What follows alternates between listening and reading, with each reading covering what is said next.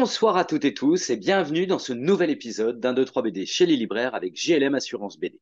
Alors on est à quelques heures de Noël, on peut encore offrir des BD et les mettre sous le sapin et pour ça on va aller demander les conseils de Nicolas de la librairie Galerie Nicolas Sanchez à Istres. Allez, on retrouve Nicolas. Salut Nicolas. Salut Christophe. Bon, c'est l'effervescence de Noël, plein de monde dans la boutique.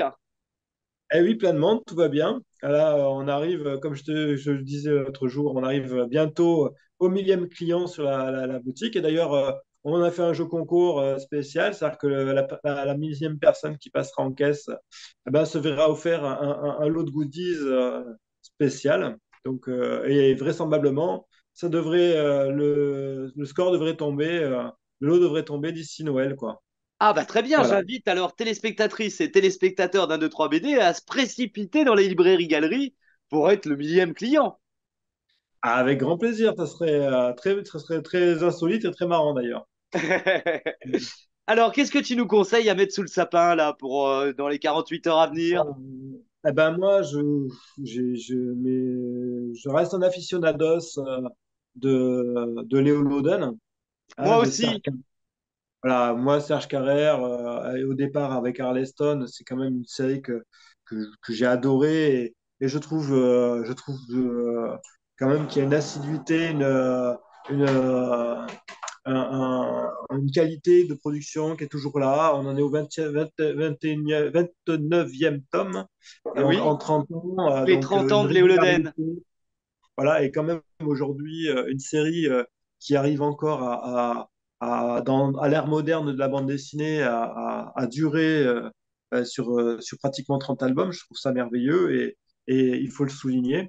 Et il faut souligner aussi que donc l'album, pour moi, est tout aussi bon que les autres. Et c'est toujours un plaisir. En plus, les protagonistes, Marlène et Léo notamment, évoluent au fil des Hmm. histoires, hein. Donc, évidemment en couple, évidemment avec leurs enfants maintenant. Donc, Et oui, il y a eu les enfants qui sont arrivés. Alors cette fois-ci, là, où vont donc aller Louis Ulysse Loco et Léo? ah bah, du coup, justement, ils se rendent en Martinique et du coup, il leur arrive des histoires pendant leur lieu de vacances. Et effectivement, donc un- ah bah, il y a un homme disparaît en mer Un et plongeur, ouais, c'est ça, hein. le plongeon disparaît en mer et donc Léo malgré, malgré de fait, malgré lui, mener l'enquête, hein. Et c'est encore un très bon album, Alors c'est toujours dans le vrai que même esprit. on peut mettre le dernier Léo Loden sous le sapin, ça c'est toujours un plaisir. Moi, ça fait 30 ans que je les suis et j'adore toujours autant. Et en plus, tu as eu la chance d'avoir Serge il y a pas longtemps pour une expo, on Eh ben, aperçoit des planches derrière toi. oui, en plus, c'est vrai, c'est que derrière, on a encore l'expo des originaux à la vente de Serge. Expo qui plaît énormément parce que Istres, à côté de Marseille, évidemment, il y a quand même aussi un public fort pour la série Lodan. Donc, c'est d'autant plus intéressant d'avoir l'expo ici pour ça. Et Ouais, puis donc, les originaux de Serge sont très beaux, très propres. C'est vraiment voilà, chouette. très beau. C'est un travail qui parle à beaucoup de monde, que ce soit de par la lecture d'ailleurs de Léo Loden, hein, c'est une lecture et ado et adulte. Donc tout le monde y prend du plaisir et effectivement venir découvrir les originaux, ça plaît à beaucoup de monde, quoi. Alors bon, on est dans un 2-3 BD, mais c'est vrai qu'une petite planche sous le sapin, c'est pas désagréable non plus. Ah, évidemment, quand on a la possibilité de faire un petit peu d'économie d'engager une petite somme d'argent sur, euh, sur un original, c'est sûr que là, d'un coup, ça devient beaucoup plus prestigieux et très attrayant, quoi. Ouais, bah écoute, ça me déplairait pas, une petite planche de Léo. Alors, quel Ah est le ben, deuxième album qu'il faudrait mettre sous le sapin là? eh ben moi, un autre album qui me tient à cœur, que j'ai vraiment beaucoup aimé, c'est l'histoire du génocide arménien. Donc, un album paru chez Petit à Petit dans la collection DocuBD. Donc là, pareil, moi j'ai beaucoup aimé cet album. J'ai réussi à faire venir Parc en dédicace, il y a un mois. Et donc, le livre, moi, je l'ai trouvé très bien parce que bon, on suit l'histoire d'une petite femme, d'une famille arménienne hein, qui va effectivement, au départ, ils vivaient tranquillement dans leur village et au fur et à mesure, ils vont on va vivre les drames qu'ils ont subis les uns après les autres hein, jusqu'à s'expatrier.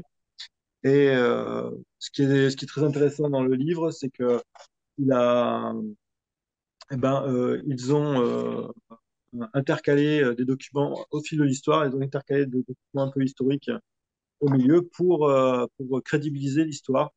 Et, euh, et donc, ça rend d'autant plus fort la lecture parce qu'il y a ces documents historiques dans l'histoire, quoi.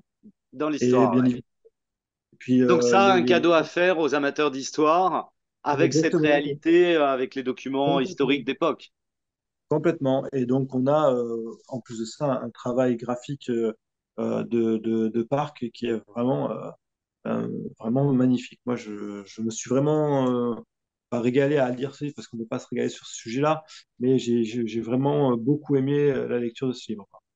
Ouais, bah Voilà. écoute, très bon conseil.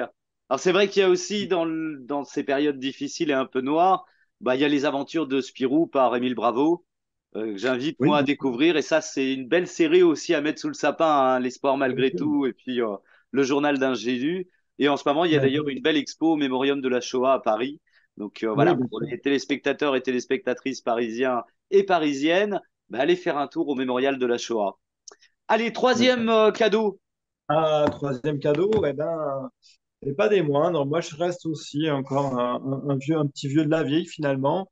Et que moi, je vais suivre les orientations prises par les uns les autres sur nos héros historiques. Et là, bon, on va parler de Bob Moran et la suite de Bob Moran. Donc, on a, on a maintenant depuis deux albums Soleil, les éditions Soleil qui ont repris qui ont su, qui poursuivent les aventures de Bob Moran. Et donc là, on a au scénario, donc pour ces deux albums, on a Beck et Paolo Grella. Hmm. Et pareil, bon, Paolo Grella, au dessin, moi je trouve que c'est vraiment époustouflant, c'est vraiment un mec au talent fou, quoi. Je veux dire, ses couvertures, là, ce sont des toiles, c'est Hmm. vraiment, voilà, c'est un travail époustouflant. Et donc, je trouve que déjà, bon, c'est toujours mieux de rentrer dans une BD et d'aimer le dessin. Donc, déjà, au travers du dessin, bah, moi, je trouve que on prend un grand plaisir à découvrir ce nouveau Bob Moran. Et après, là, l'histoire, Beck, champion du monde hein, des ASF. Hein, moi, j'aime énormément tout son univers aussi. Et donc là, Beck avec Christophe, avec un Bob Moran, ça claque, quoi. Ça Ça claque, claque c'est qu'on a, effectivement à mettre sous le on sapin. a, Beau petit cadeau, ça aussi, hein. voilà, on a encore on revient vraiment à moi, voilà, à ce qu'est Bob Moran, l'intemporalité, le passage d'un monde à l'autre, voilà. Et là, on est en plein dedans avec l'imaginaire de Christophe Beck qui revisite et fait, comment ramène encore de la nouveauté dans Bob Moran. Voilà. Ouais. Donc là, moi, Éric Corbéran a participé, je crois, aussi au scénario. alors, je ne sais pas dans quelle mesure a été leur collaboration sur cet album, mais en tout cas, c'était un plaisir moi, de lire ce livre. Eh ben, on Et salue Éric au passage. Allez, hop. bien sûr, évidemment, évidemment.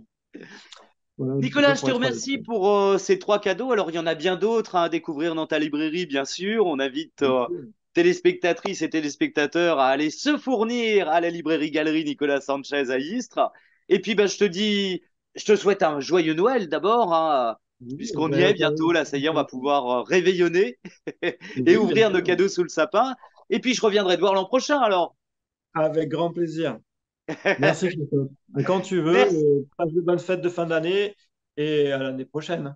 Eh ben écoute, je te remercie à toi aussi. Allez, à bientôt, Merci, Nicolas. à Salut! bientôt. Au revoir. Salut, salut.